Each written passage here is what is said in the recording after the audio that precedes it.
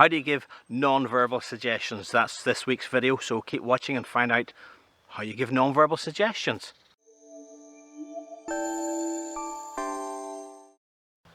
Hi, it's Turan here from Feel Good Hypnosis, and this week we're talking about non-verbal suggestions. Now, non-verbal hypnosis and non-verbal suggestions is quite a range of things, and I'm not just going to cover one aspect of that in this video using the little bit of Street Hypnosis video clip just to demonstrate that.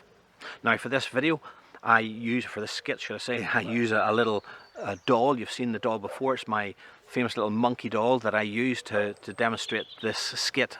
Some people would call it a voodoo skit. Now, this is not voodoo. I'm not claiming to be an expert on voodoo in any way. I don't practice it at all. But if you go by what you see in the movies, not that we should go by what we see in the movies, because hypnosis is usually badly portrayed in the movies as well, but voodoo is about doing something to a doll that the other person can't see, and they will feel it in some way themselves. This is not the case with this skit. This is purely hypnotic suggestion that I've told him in advance everything he sees the doll do, he'll want to do himself. So you see me lifting the doll's leg, and he lifts his leg, it lifts his arm, the doll's arm, and he lifts his arm, following along exactly what the doll does. Now, the proof this is not some sort of spooky voodoo, but just verbal suggestion that he is responding to, is if I had to move the doll behind him and move something, he wouldn't know what it was, so he couldn't follow along. He couldn't follow that suggestion. So this is purely hypnosis. There's no voodoo involved in this. So as I say, this skit's a great skit because it involves a prop, and props are nice. You can do a complete hypnosis set of skits without any props at all, but props just get engagement in a slightly different way. And well, I'm asking maybe a subject to imagine something. When you have a prop there, it sort of just adds a different element to the street hypnosis. So I do encourage one or two props now and then just to pull out of your bag just for some experimenting. Now, at one point, again, I engage the audience after I've lifted one leg and then lifted the other. I say, who wants me to lift both legs at the same time? Always crack that joke. It's a good one to use with this sort of skit, because it does involve the audience, and of course the audience want to be cruel yet kind in a jesting sort of way. They say, yeah, lift both legs. You hear me responding, no, I don't think I will do that, because someone's sort of nodding, yes, do it. So again, a nice bit of street hypnosis advice is take a few props along, because it helps engagement at a different level sometimes. You know this guy's really engaged because look at the puzzle look on his face, and he's going, it's really weird. At one point he says, it's really weird. So again, I love those feedbacks because it tells me he's experiencing something deep inside. Now I move on from just moving the limbs of the doll to actually nipping the doll in the bum, and you see him responding. Now I don't say any words as to what I'm doing, but I do make enough verbal noises in terms of neep, sort of like a nipping sound, as it were, to give him the clear communications without saying anything that I'm nipping the doll's bum. And you can see him, like I say, jumping in response to that. After that, he's so responsive at that, I continue on that skit. It's always important to get feedback from the person you're working with, and even the audience, that sometimes if they're getting bored or if the subject is not being responsive. But if he's being responsive as he is in this situation, I move on to give the doll's tummy a little tickle, and of course he laughs and he giggles.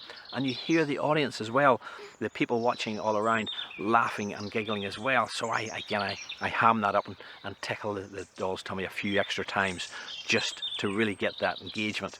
It really makes a difference when you're getting that positive feedback to keep on going and extend that skit just a little bit longer than you maybe usually would.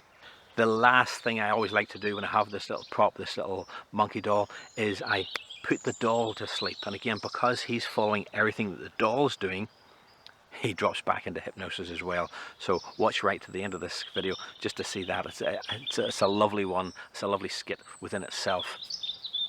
So I hope you like this video. Make sure you give it a thumbs up. Make sure you give it a like. Don't forget, if you have any comments about this video, have any questions about this video, or just any questions about hypnosis in general, please do leave them in the comment section below. I like reading those comments. I like responding to those comments. So please do leave a comment in the comment section below. Don't forget, make sure you click the big red subscribe button so you get notified every time a new video comes out. Click the little bell notification next to that subscribe button, and you'll get notified as soon as I release a new video. In the meantime, let's watch the video. But in the moment when you open your eyes, you're going to see me with a little monkey teddy bear. And everything that the monkey does, you just can't help but do yourself. Nod your head, you understand. Everything you see the monkey does, you want to do yourself. 1, 2, 3, open your eyes. See my little friend here? Yeah. Isn't he cool? Yeah. Look what happens.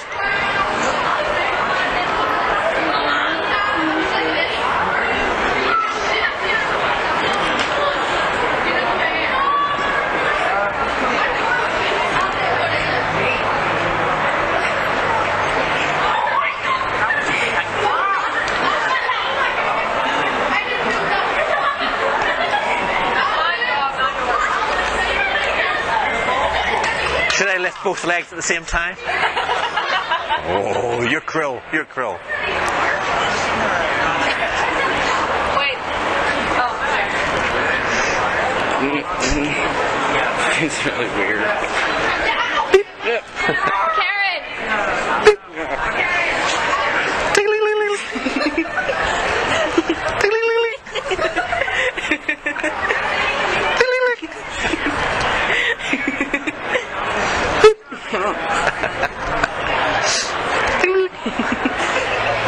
Do you know what's cool about this? What? Sleep. Deeper, deeper, deeper relaxed. The deeper you go, the more relaxed you feel. The more relaxed you feel, the deeper you go. Drifting down even deeper.